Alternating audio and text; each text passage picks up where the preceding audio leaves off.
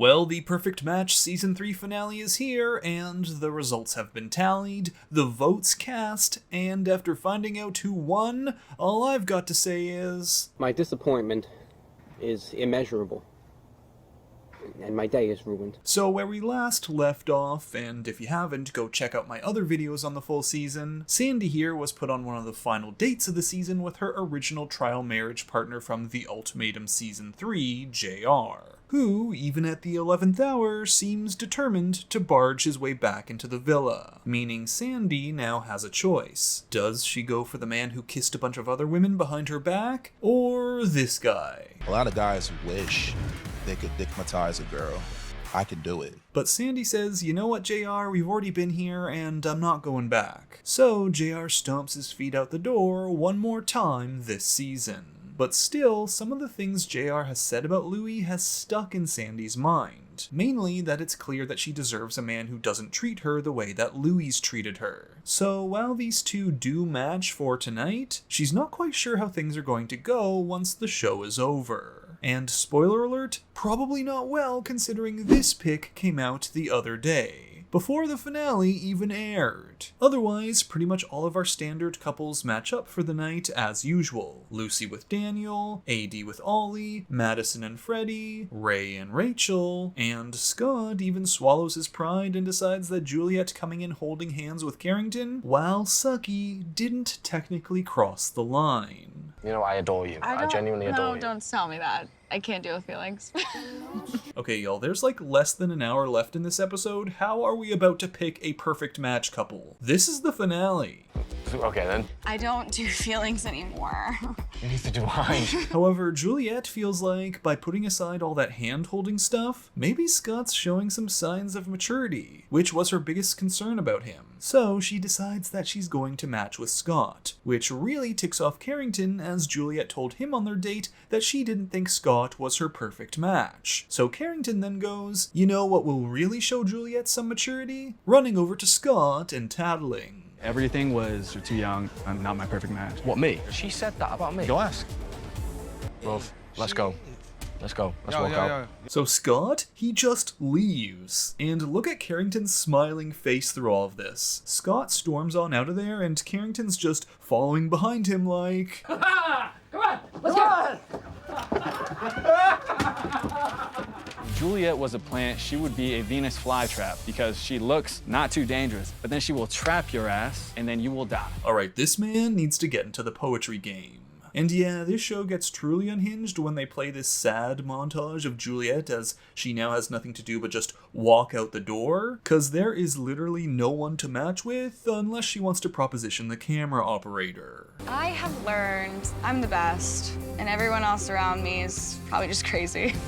But alright, it's now the final day, and all of our remaining couples are going to get one last date before the perfect match for the season is picked. One final chance to solidify your connection. Me and Sandy have been put through it, but no one can say what the future will hold. Actually, we can, and apparently it's holding Huda from Love Island.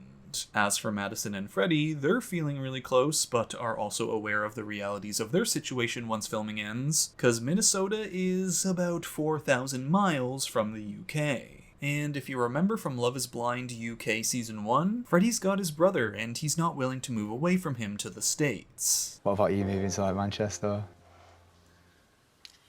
Alright, slight hesitation.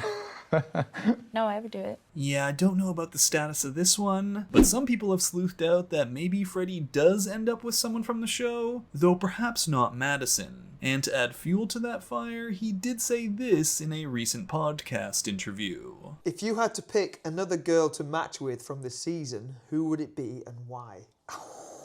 Hypothetically, I got on with probably the most with like Lucy, Rachel. And speaking of Lucy, she's still reflecting on her time with Daniel. Because yeah, she's still matched with him, but she's wondering if she'd be as accepting of Daniel's behavior this season if they were out in the real world. But for now, the plan is to keep going once the show ends. friends, something Rachel is also curious about, as her and Ray are the freshest couples of the ones in the finale, and she's just wanting to know if there's going to be a plan of action. Do they want to see each other again? Do they want to start a relationship? Does he want to come see her crying wall? I want for you to see my crying wall in my apartment. Your crying wall? Yeah. What's that?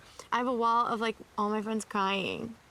Like pictures? Nothing like an invitation to come see your crying wall to get a man excited to visit you. And AD, well, she's feeling like this moment is bittersweet, because she has strong feelings for Ollie, but also it's hard to forget him matching with Justine and not being upfront about everything. However, she's also telling herself maybe the only reason I feel this way is because I care so much, while Ollie says he's fully ready to come and be with her in LA. But I mean, we already know how this one turns out. AD is literally having his child, which they announced back in May. Alright though, with the dates all done now, it's time for the final tribal council, where everyone from this season is coming back to vote on who should be the season 3 perfect match and win an all expenses paid 1-week vacation, including Scott and Juliet, who are now back in the same room together after all that unmatching drama. Scott, I feel like you should button like one more. No. Well. What have we here? What up, Nick? How is everybody? Now, the 5 remaining couples all get to make their case on why they should be the perfect match, while everyone else gets a chance to speak their mind. You're choosing not to see how far Ollie and I have come. It's just giving hater. Flashback. You don't know what disrespect is, Ollie. You kissed a bitch and lied to me. And I said it was disrespectful. That's disrespect. I said it was disrespectful. If you're saying this is disrespect, then what the f did you do to me? End of flashback. So Nick Lachey comes in and is like, alright everyone, before we get to the voting, let's get to the tea. But instead of talking about all these couples, we spend the next few minutes listening to Juliet and Scott go off on each other, where Juliet's like, oh, you're gonna get so roasted once this all airs. Grow up, Jesus Christ, you're a 27-year-old woman. You were with him on purpose because you never were gonna pick me. You're just mad because I didn't pick you twice. You're salty. You're That's a not child. it. That's You're not so immature. That's not. But okay, one of the big talking points for couples like Louis and Sandy and Daniel and Lucy is how much they've gone through. And they mean that as a positive, like, look how much we were tested by Louis and Daniel going behind our backs. Yet, we're still here, we should be the perfect match. And I'm just left to sit here like... That's a bad thing. Okay, working as a couple through a bad fight towards the goal of ultimately resolving things, that's the sign of a strong foundation. But moving past your partner's makeout spree isn't exactly what I think of when I think of a perfect match. But Sandy says, hey, we're not exclusive yet, and Louis eventually came to me and was honest. Which I will say is not entirely true, but I guess a little bit true. And yeah, I agree, it's Sandy's prerogative if she wants to take all that in and still be with him, but let's not pretend that this is any kind of justification on why you're a strong couple, 'cause you're not. Same goes for Lucy and Daniel, and even AD and Ollie, despite us knowing that eventually they do get engaged. But as Louis starts getting some heat, he throws in there that he's even going to be moving to LA. You're moving to LA? I'm moving to LA. You moving in together? Yeah.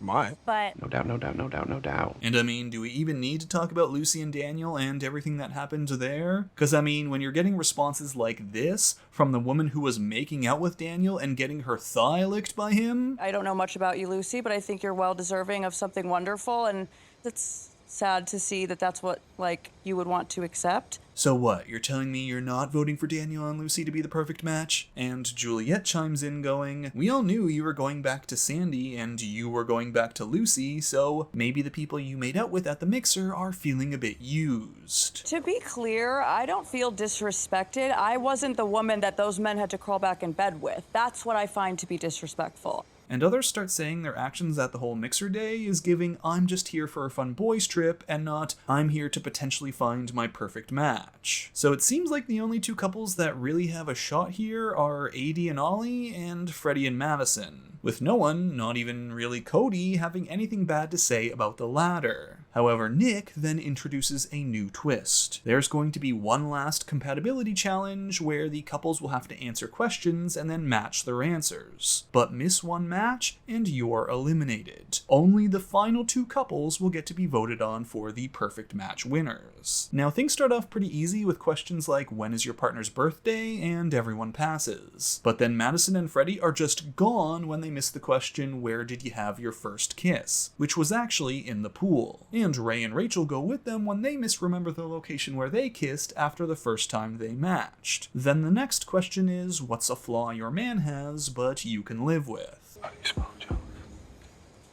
J-E-L-O-U-S. Guys, there's no talking. Alright everyone, this is why you don't copy off of other people's tests in school. But here, Sandy and Louie get eliminated, meaning Lucy and Daniel, and Ollie and AD are the final two to be voted on. So everyone, even the recently eliminated couples, go to the boardroom to cast their votes. And this one seems like a no contest, right? I mean, they've all got their issues, but there's no way that Lucy and Daniel can win. The perfect match is Lucy and Daniel. Yeah, that tracks. So wow, what a season. All it takes to be a perfect match is to make out with someone else, I guess, and lick their thigh, and then beg for forgiveness. Can't wait for season 4! So that's it for this recap of the Perfect Match season 3 finale. Thanks for watching, and if you enjoyed the video, be sure to give it a like, comment your thoughts down below, and subscribe to the channel for more content. And until next time, Bachelor Fantake out. My disappointment is immeasurable, and my day is ruined.